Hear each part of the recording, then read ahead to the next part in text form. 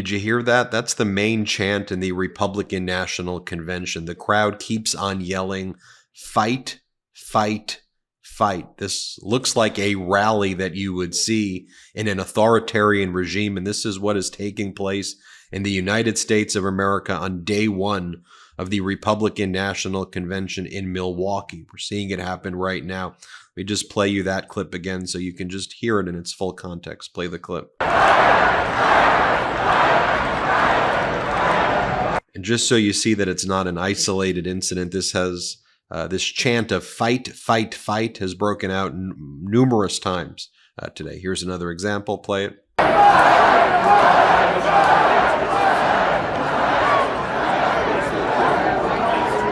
And here's another example of that. Play it.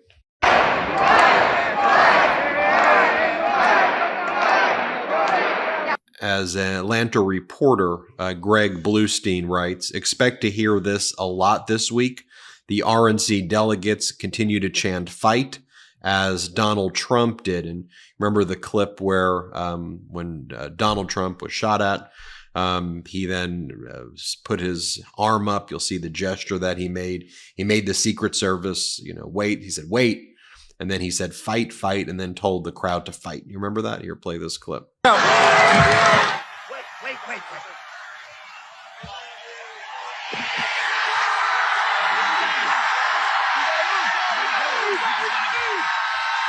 And looking at that image of him telling the crowd to fight and raising his hand in the direction and way that he did, we didn't have the facts and data at the time. Of course, now we know that the shooter was white male, Republican, 20 years old with an AR-15. By the way, they're having raffles to give away free AR-15s at the Republican National Convention. Should also be noted that throughout social media, they're now selling Donald Trump trading cards of himself from the incident and also his mugshot trading cards. I guess anything to make a buck in the modern day MAGA Republican Party, right? I'm reminded by what Mussolini's statement was at his rallies and events. For 18 years, Mussolini projected into the consciousness of the Italian people his slogan, "Believe, obey, fight." He employed every device of modern propaganda technique. He confidently expected a high state of civilian morale on the day when fascism should meet its supreme test in another world war. I want to share with you also, though, the individual who will be announcing Donald Trump's presence at the Republican National Convention. This is Dana White. As Donald Trump tells the crowd to fight, it's obvious why he's picking the person who runs the fighting company, UFC, the Ultimate Fighting Competition leader, because they are putting forward violent imagery. So Dana White, who runs UFC, the fighting company, will be announcing Donald Trump. And this is Dana White and I believe his wife here. And again, I want to give just a bit disclaimer here. You'll see domestic violence, so if you don't want to watch it, don't watch it. It's a short clip, though. I just want to show you who, it's a trigger warning I'm giving you, but here's Dana White and his wife. This is who's announcing Donald Trump. Play the clip.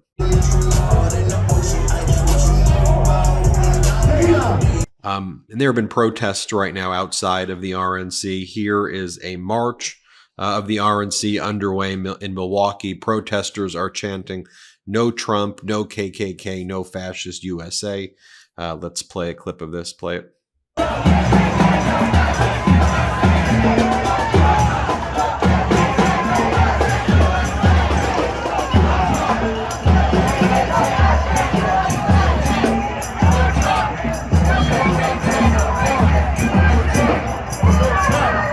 In the rally before the Butler, Pennsylvania speech, one of the things that Donald Trump's been talking about at his various rallies is that one of his policies is that if he gets into office, he wants to start a fight club where he will have UFC fighters attack migrants. And that's one of the positions Donald Trump's putting forward. And he talks about that in his speeches. And if you're saying, "Oh, Ben, that's crazy," he didn't. No one would actually say that. Yeah, he did. Here, play it. Tough. They're so tough.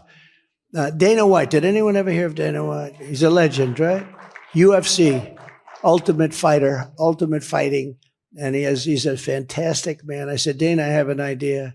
Why don't you set up a migrant league of fighters and have your regular league of fighters?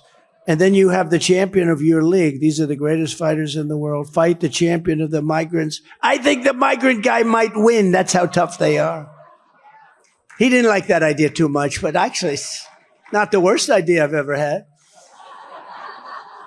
And just so you say, well, maybe that's just one isolated thing. No, I'll show you another clip of another speech where he says it. Play it. They're tough. They're so tough. Dana White. Did anyone ever hear of Dana White? He's a legend, right? UFC, Ultimate Fighter, Ultimate Fighting. And he's a fantastic man. I said, Dana, I have an idea. Why don't you set up a migrant league of fighters and have your regular league of fighters? And then you have the champion of your league. These are the greatest fighters in the world. Fight the champion of the migrants. I think the migrant guy might win. That's how tough they are. He didn't like that idea too much, but actually, it's not the worst idea I've ever had. Yeah, that's something Donald Trump consistently says over and over again.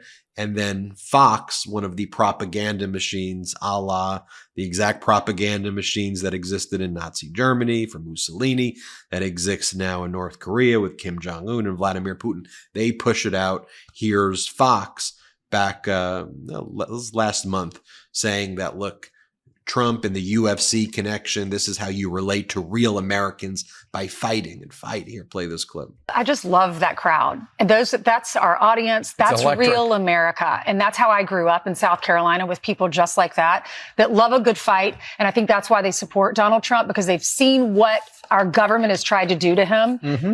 Trial after trial, all that Russia mess. Well, she launched it in his first 2.5 years. It was all about Russia. Yeah. Think about this. Even the laptop, Ainsley, the laptop was during the president's presidency. The director of national intelligence says it's real. They ignored him, and they went with 51 intelligence people that were done with their job. They were partisans, ultimately. Yeah. But I think America looks at that and they say, Trump has survived all of this, and now he's stronger than ever. You know what, Brian? They're fighting for him.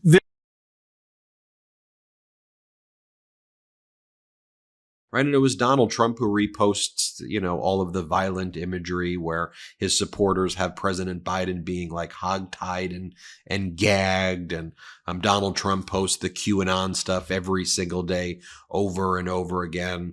And so while that's going on, as the Washington Post reports, President Biden unveiled a plan to cap rents. And here's President Biden's plan to cap rents and stop landlords from raising tenants' rents more than 5% per year by taking away any types of tax benefits that Republicans would give to actually incentivize landlords to continue to increase the rent of tenants. So President Biden putting forward actual policies. And I understand, as the corporate media wants to talk about, Trump's changing tone. No, he's not. He did a repost today. We did a whole nother video on, not a repost, he did a post where he talks about, he calls January 6th a hoax. And he defames E. Jean Carroll, the woman who he was found liable for sexually assaulting. There's not a change of tone right here. They are encouraging fighting. They're running a campaign on fighting, on authoritarianism, on dictatorship, on praising January 6th insurrectionists. I mean, here's a clip of Donald Trump calling the insurrectionists hostages and saying they should be freed. Play the clip. What they've done, and you know what they ought to do? They ought to release the J6 hostages. They've suffered enough. They ought to release them.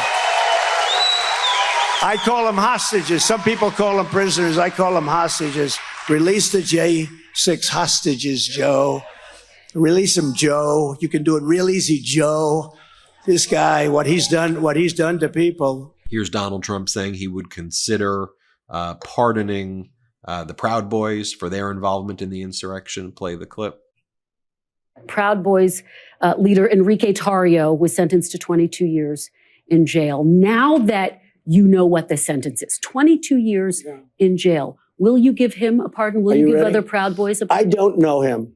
I never met him. I never heard of him until I started reading this Will you stuff. pardon him? But I want to tell you, he and other people have been treated horribly. Will you pardon him? In Minneapolis, I'd certainly look at it. I'd look at that, and I'd look at all the other people that have suffered, the J6 people. Here's Donald Trump saying that he would be a dictator. Play the clip. We love this guy. He says, "You're not going to be a dictator, are you?" I said, no, other than day one. And as Donald Trump's using all of that rhetoric, Donald Trump says that this is a line that Hitler used, saying that immigrants are poisoning the blood of our nation. Look, we are a nation of immigrants. This is what he says. Here, play the clip. Country, when they do that, we got a lot of work to do. They're poisoning the blood of our country. That's what they've done. They poison mental institutions and prisons all over the world, not just in South America, not just the 3 or 4 countries that we think about, but all over the world. They're coming into our country from Africa, from Asia, all over the world. They're pouring into our country. Nobody's even looking at them. They just come in. The crime is going to be tremendous. The terrorism is going to be, and then we built a tremendous piece of the wall, and then we. And look, just compare that to what President Biden said before. I'm not going to demonize immigrants. I'm never going to say they're poisoning the blood. Here's what President Biden previously said. I will never demonize immigrants. I'll never refer to immigrants as poisoning the blood of a country. And further, I'll never separate children from their families at the border. I will not ban people from this country because of their religious beliefs. I will not use the U.S. military to go into neighborhoods all across the country to pull millions of people out of their homes and away from their families to put detention camps while awaiting deportation, as my predecessor says he will do if he occupies his office again. So, folks, we're going to see this over and over again, this contrast here, these different visions of America. I want you to pay close attention to it. I can never believe in my life that we would have a leader of a major political party saying he wants to be a dictator, saying immigrants poison blood, saying release insurrectionists who he calls hostages, talking about creating a fight club league to have immigrants be attacked by professional fighters. That's what he says at his speeches. And that this is being normalized by corporate media. What the heck? That's why we the people are pissed. What the heck? Hit subscribe. Let's get to 3 million. Hey Midas Mighty, love this report? Continue the conversation by following us on Instagram @MidasTouch to keep up with the most important news of the day. What are you waiting for? Follow us now.